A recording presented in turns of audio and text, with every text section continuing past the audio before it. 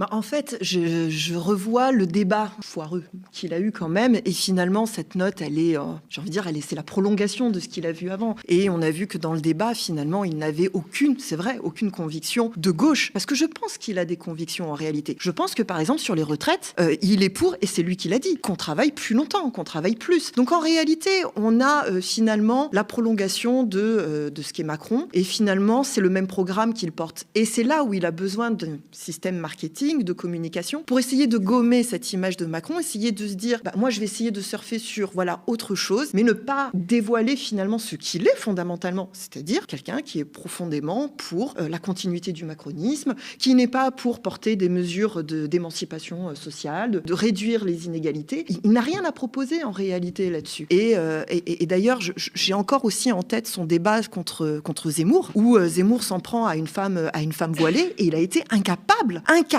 de prendre la défense de cette pauvre dame qui était là dans le public, qui s'est fait prendre à partie par un raciste, et de remettre les choses au clair, c'est-à-dire de désigner Zemmour pour ce qu'il est. Et les propos et l'attaque contre la femme voilée pour ce qui est de l'islamophobie et du racisme. Même ça, il n'en était pas capable. Donc s'il n'est pas capable de défendre une femme qui est attaquée juste parce qu'elle est musulmane, qu'attendre de lui finalement pour défendre l'ensemble des concitoyens, quelle que soit leur religion, quel que soit leur sexe, quelle que soit leur orientation sexuelle? C'est ça qui est inquiétant en réalité. Et que oui, finalement, on a des personnes, et là pour le coup je ne pense pas qu'à lui, mais qui font de la politique pour faire une carrière, pour surfer sur une marque, sur leurs propres ambitions, mais qui ne sont pas là finalement pour penser l'intérêt général, pour penser à quelle vision, à un vrai, véritable programme, dans quelle direction on va aller.